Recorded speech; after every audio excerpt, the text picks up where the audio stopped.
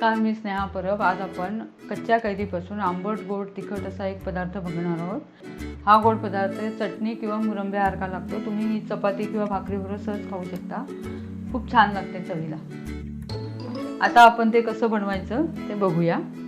इथे मी एक कच्ची कैरी घेतली आहे। तुम्ही कुठलीही कैरी घेऊ शकता। त्या कच्च्या कैरीच्या मी साली काढून त्याच्या बारीक फोडी केल्या आहेत। ते एक बाउल आपण ह्या फोडी घेतल्या तिथे। मी एक बाउल इथे गूळ घेतला, जेवढा फोडी तेवढंच गूळ घेतलंय।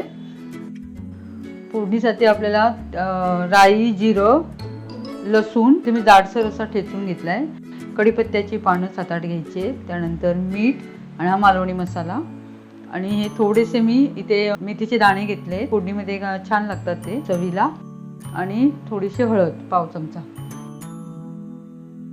सर्वात आधी मी या कैरीच्या फोडी कुकरला उकडून घेणार आहे। तुम्ही बाहेर उकडलात तरी चालेल, पण फोडी जर कुकरमध्ये उकडून घेतलं तर पटकन होतात, जरा वेळ कमी लागतो त्यामुळे। म्हणून मी आता ह्या फोडी उकडून घेते। याच्यात या फोडी टाकलेत आणि अगदी नावाला अर्धा कप मी फक्त याच्यात पाणी घातलंय। पाण्याची जास्त गरज नाही आहे, कारण का ते आपणच कुकरमध्ये वाफेवर चांगले शिजतात त्या फोडी। मी आता हे कुकरला 2 शिट्या करून घेते। गॅसवर मी आता हे भांडं ठेवलंय स्टीलचं। गॅस चालू करते। आता मी यामध्ये 2 चमचे तेल घालणार आहे। हे तेल चांगलं तापल्यानंतर आपण यामध्ये पाव चमचा राई, पाव चमचा जिरं थोडं जास्त घेतलंय मी।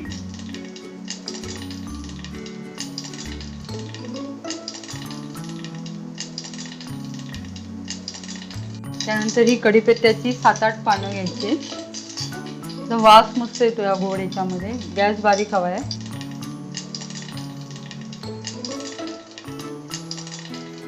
कढीपत्ता चांगला तडतडल्यानंतर त्यामध्ये 7-8 लसूण आपण बारीक करून घेतली ती घालायची।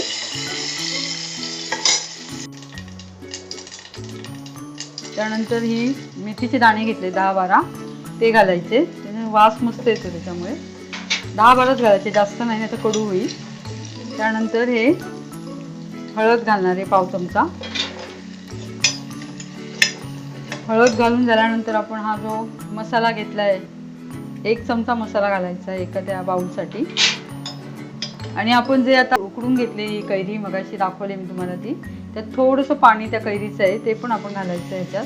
आणि मस्त अशा उकडल्या आहेत कैऱ्या, ना मऊ झाले छान, त्या घालायच्या। लसूण घातल्यामुळे ना वास मस्त येतो त्याला। असं ढवळून चांगलं घ्यायचं। आता 1 बाउल आपली कैरी होती, तर तुम्ही अर्धा बाउल सुद्धा गोड घालू शकता, पण मी इथे पूर्ण 1 बाउल घालणार। गोड तुमच्या आवडीप्रमाणे, तुम्हाला किती गोड हवं तसं तुम्ही घालू शकता।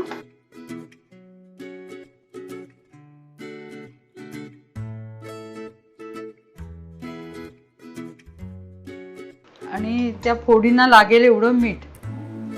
गोड पदार्थ आहे, थोडं कमी, एवढं जास्तही नाही घालायचंय।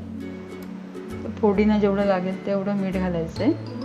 कुकरमध्ये 2 चमचे मी पाणी टाकलेलं शिजताना कैरीना, ते पाणी यात ओतायचं आहे ते। आणि मी यात फक्त 2 चमचे पाणी घालणार आहे, जास्त नाही, जेणेकरून जरा ते मीठ, मसाला आणि गूळ त्याच्यामध्ये छान लागेल त्या फोडींना आणि चव छान येईल। गूळ चांगला तर विरघळल्यानंतर त्याला पाणी सुटणार त्या गुळाला, तर त्यामध्ये त्या फोडी चांगल्या शिजवायच्या आहेत। वास इतका मस्त येतो ना, आंबट गोड तिखट, आणि शिवाय लसणीचा वास तो खूप छान लागतं हे। ह्याच्याबरोबर भाजी नसेल तरी चालेल, आपण हे असं सुद्धा खाऊ शकतो। फोडी थोड्या क्रश केल्या तरी चालतील। आणि आपल्याला जास्त घट्ट करायचं नाहीये, हे असंच पातळ हवंय थोडं। गुळामुळे याला कलर मस्त आलाय। आणि आता आपलं हे तयार झालंय। जर कैरी शिजून घेतली ना तर पटकन होतं, ते जास्त वेळ लागत नाही, त्यामुळे लगेच झालं आपलं हे। फक्त फोडणी त्यामध्ये त्या फोडींना ते जरा गुळगुळीत छान लागायला हवं म्हणून आपण जरा थोड्या वेळ ठेवलं 2 चमचे पाणी घालून। हे बघा आता मस्त असं घट्ट झालंय। हे तुम्ही भाकरी बरोबर, चपाती बरोबर किंवा ब्रेडला लावून सुद्धा तुम्ही खाऊ शकता। हे आंबट गोड तिखट असं छान लागतं। आता मी हे गॅस बंद करते। आपलं हे झालं तयार। तुम्ही नक्की करून बघा। माझा व्हिडिओ जर तुम्हाला आवडला असेल तर माझ्या व्हिडिओ लाईक करा। माझे लेटेस्ट अपडेट हवे असतील तर माझ्या यूट्यूब चॅनलला सबस्क्राईब जरूर करा। आता आपण भेटू नेक्स्ट व्हिडिओमध्ये। तोपर्यंत नमस्कार।